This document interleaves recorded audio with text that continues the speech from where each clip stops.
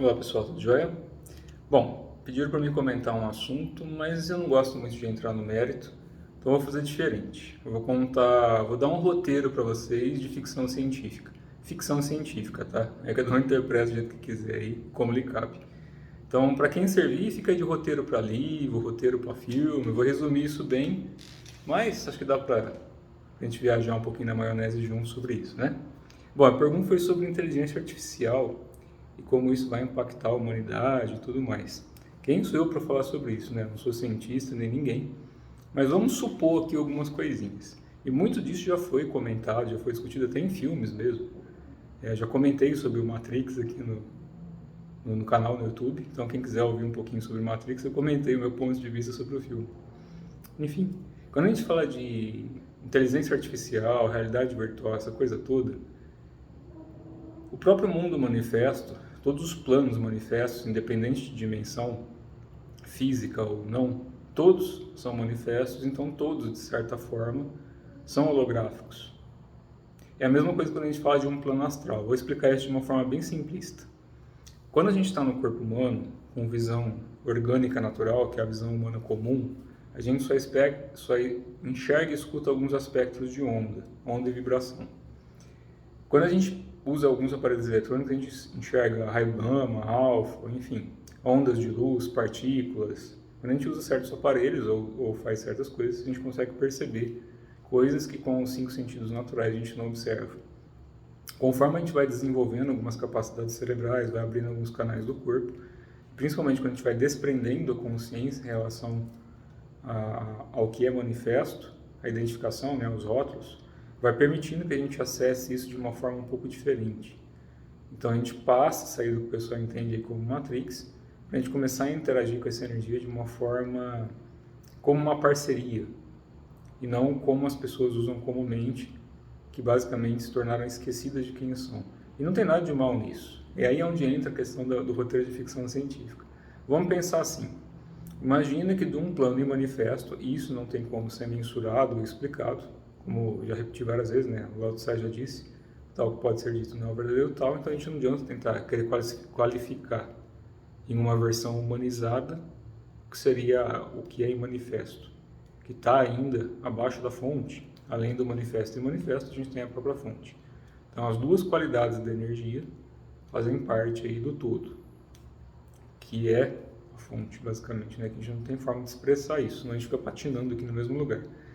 Mas voltando para o assunto, imagina aí no seu roteiro que enquanto a energia manifesta, ou seja, você não tem polaridade, dualidade, tempo nem espaço, e nem largura, profundidade, nem nada disso em relação ao manifesto, você polariza ou qualifica uma energia sua até que você chegue densificando essa energia em um plano mental, e desse plano mental, que não é ainda um plano de forma propriamente dito, né, uma das formas que a gente conhece em razão humana, então desse plano mental a gente vai criar uma qualidade para gerar um plano astral, que aí sim já tem qualidades e várias dimensões aí, planos, de uma forma que a gente consiga entender mais racionalmente. Então vamos imaginar que desse plano, que não é de forma, ou de forma manifesta, propriamente dita, em relação à qualidade de fatores, cria-se o plano astral. Quem cria o plano astral é uma entidade que veio a partir do plano manifesto, foi aí criando corpinhos até conseguir densificar a própria vibração e criar um corpo de unidade. Um corpo de unidade, que seria equivalente a uma supramônada, vai formar uma mônada, até formar fractais ou consciências individuais de si mesmo. Isso é a mesma coisa que eu já expliquei anteriormente. Imagina que você tem uma usina, uma termoelétrica, uma usina nuclear, alguma coisa assim, e dessa grande usina, onde gera a eletricidade a partir dos movimentos, né, das partículas de onda, a partir dessa corrente elétrica você passa aí por outras usinas, por transformadores, até chegar a 110, 220 na casa das pessoas. Então você vai desde a sua usina gigante até a tomada da pessoa, que seria o indivíduo.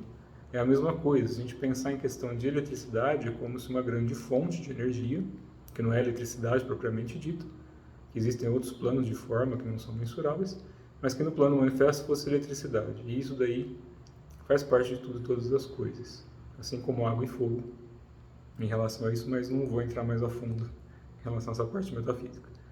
Mas quando a gente entra nessa questão de como se qualifica a energia, quanto mais tempo a energia que manifesta a si mesma ficar alocada, ou o que a gente chama de presa, né, apegada a um plano de si mesma, mais ela esquece de quem ela é. Não por uma questão de maldade, sofrimento, alguma coisa assim, mas porque a própria onda energética gera essa qualidade que pode chegar a um nível de sofrimento extremo, que é o que a gente vê em densidades não só da Terra, em densidades ainda mais punks, mais pesadas do que aqui, bem mais punks. Então tem lugares que são de extrema animalidade. E mesmo assim a energia permite que isso aconteça, porque para a energia enquanto não forma ou manifesta não existe o que a gente entende aqui no nosso ponto de vista como sofrimento. Porque isso também, de certa forma, é ilusório, mas não adianta eu falar que se eu tomar um tapa na cara, um tiro, é a mesma coisa.